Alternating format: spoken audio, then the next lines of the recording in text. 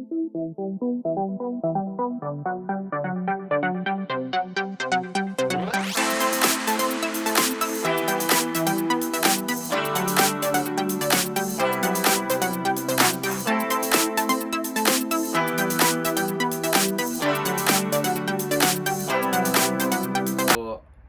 Honest Airgun Reviews. In this episode I'm going to be doing a review on the most iconic rifle of probably the last 2 decades, probably 3 decades even in fact. This rifle was originally came out in the early 1990s and has been the forefront runner of the airgun industry and everything since then. It was leagues above its age and time when it was developed, and I still use them quite a lot today with quite a lot of my hunting, and it is always my go-to hunting air rifle. So let's get into it. So the air rifle we're going to be reviewing is the iconic Rapid Mark 1. This is my very own Rapid Mark 1 in 177 caliber. It's got the 12 shot, 17 shot this one is. 17 shot magazine with it, rotary magazine. I've had it KevG tuned, and it's got a custom Warren Edwards stock on it that's been dipped by Hydrographics. Now I'll just get into a few facts about these. So they started production in the 1990s, and there was lots of different models and different types of Rapids that obviously come through right up until I think it was the early 2000s when obviously when the factory shut down. They came with different types of cc air bottles on. I believe the early models come with a 280cc bottle on. Then they developed it into a 400cc, and now you can also get 500cc upgrades. This particular model in 177, you were looking at getting round about 200 shots from a charge from a 190 bar fill, which is pretty good in any cases. You know, you're gonna have lots of fun down at the range and lots of time shooting, you know, and endless fun with it. The barrels, I believe, some of them have got Walther barrels on. I believe there was an Anschutz model that they brought out as well with different barrels on, and they tried different barrels as well throughout the years. They come in some different lengths as well. This is a standard length, so I think this is a 16-inch barrel, I believe, and it's got a Walther barrel on this one. Trigger wise, the Mark 1s have a standard Gamo trigger on them. Now I think that the only letdown with the Rapid was the Gamo trigger. They are very fiddly if they are to break, and also the blade actually on them was very very sharp, and it wasn't very comfy to pull. That's why I put a little trigger shoe on this one. Now the factory did actually, I think, release some of their very own trigger shoes as well, and coming into the late 1990s. So just a little bit about the tuning that I've had done on this. It was KevG tuned. He's like the guru of Rapids. I know there's quite a lot of other people that tune these as well. You can do quite a lot to them and enhance them. So Kev's fitted me his own regulator on this. So I actually look at get about 250 to 260 shots now in 177. I've had a Dr. Bob quick fill engage on it, so I don't know if you can see the gauge just under there. That's the gauge on it, and then that's the quick fill under there. Now I do believe that Dr. Bob also just makes the quick fills or the gauges, and you can get them in like a V as well, so you don't have to do it under the stock. You can have it coming out sides of the stock with the gauge as well. Kev has also fitted his own valve and stem and silent pip in this. Now the silent pip is basically a little bit that goes in the end of the hammer spring. It goes on the end of the valve that goes, that hits the firing pin, and I think it's made out of Dell or something he said. It's a little bit of plastic basically that goes in the side there, and it dampens down the noise on that. He's also made me his very own custom silencer, which works very well on this. This is a slip-on one, but you can get threaded ones as well. So that's a little bit about what Kev's done with the internals of the rifle. I've also fitted a Dr. Bob dovetail mount on this because the standard Theoben mounts was quite low and it wouldn't accept a 50mm scope, so I've put a dovetail mount on it with some medium sports match mounts, and I've got my go-to scope on this one, which is a Nikko Panamax, the 4.5 by 14 by 50. It's my go-to hunting scope.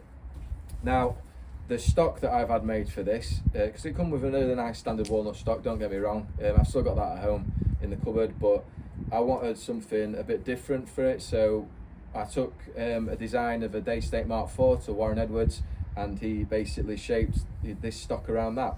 Now, this was just a stock blank when I had it done, and then I took it over to Hydrographics to get it dipped. So I had it done in Advantage Timber by Hydrographics with a soft touch field, which is nice and rubbery. And basically, I think it is actually kind of scratch proof. It's guaranteed as well for quite a long time, but I've never had any problems with that, and it's been great, and it's obviously done me great service over the last few years. The only other thing that I put into it, I actually put in my own swivels, so I can put a sling on that as well, but I've obviously took this out for today. So the next thing really about the Rapid is I want to give you some accurate tests out at 30 and then 50 yards and show you how accurate this rifle is, and then you guys can decide whether you think it's still accurate enough to contend with modern day rifles. Okay, so let's get into the accuracy test. So there's lots of different pellets that I've tried through the Mark 1.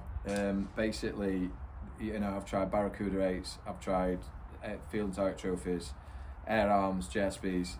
The one that I've settled on is the QYS Streamline Lights in the 8.48 grains. These seem to be getting the best groups at obviously great yards as well as, so I'm going to use these for the testing today at 30 and at 50 yards to give you an idea of the accuracy of this rifle. So I'm going to fill up the magazine and have a go. So the Theoben magazine is a rotary magazine, a bit like what an FX is now. It turns round, so you turn it round like that, and then you basically drop one pellet into the thing, and it holds it in place when the pellet stays in. So put your finger on the back of the magazine, put the pellet in, and that's it, and then you just load it all up.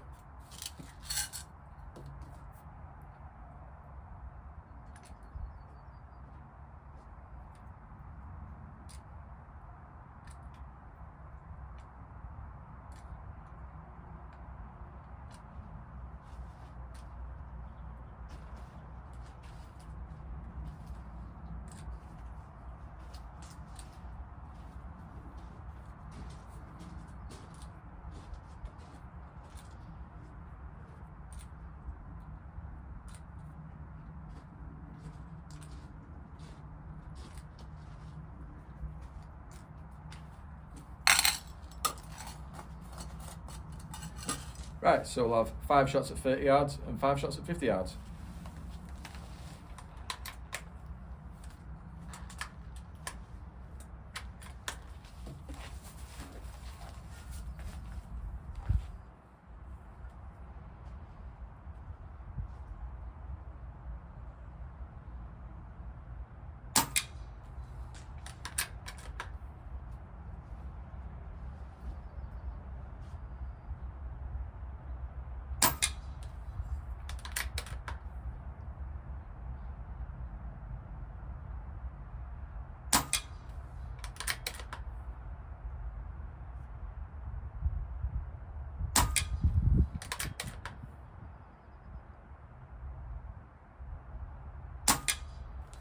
So that's a 5 at 30, and now we'll go out at 50. So I'm going to aim at the middle. I'm just going for the group, and I know these are probably going to drop off a little bit. It's going to be about 1 mil dot down on the scope, so I'll try and get it obviously as close as I can. But we'll have 5 shots at 50 yards and see what kind of grouping we get. Now it's not very windy today, so it should be okay.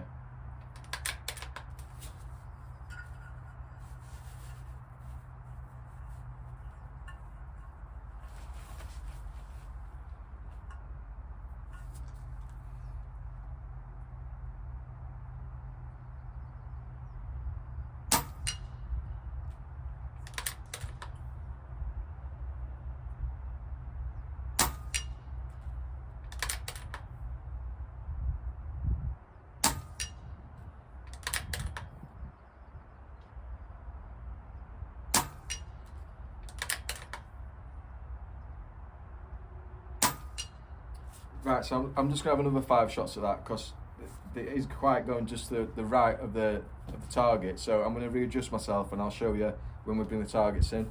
But I'm going to have another go at 50 and readjust myself.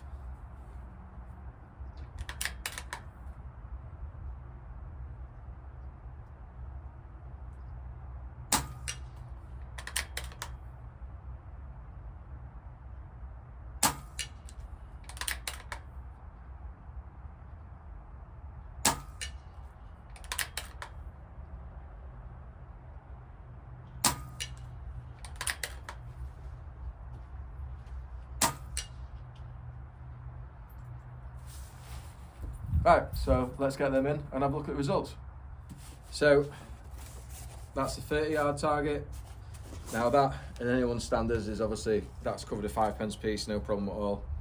So that's, you know, very accurate, I reckon.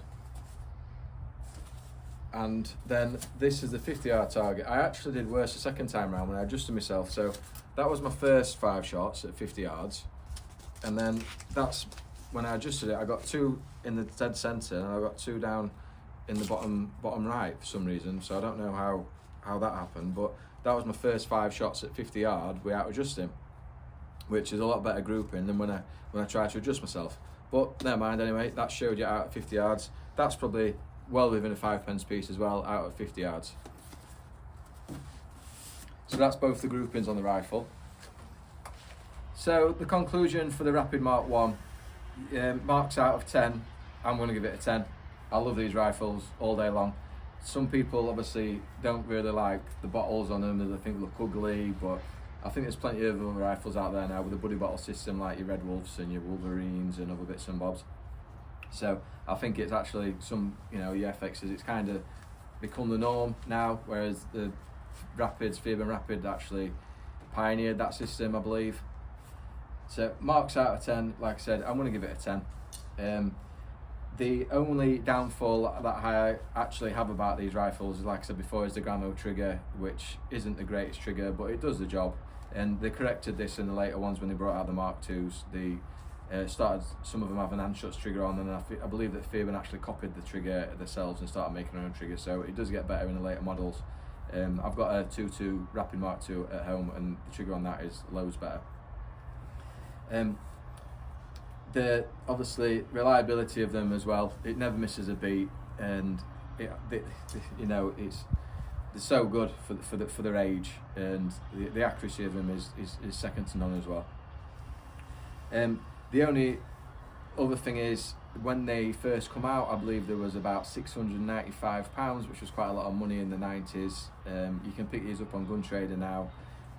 You're looking at between 700 to 1,700, 1,900 pounds, depending on what model it is. So they have gone up in price, and they are a collector's item now.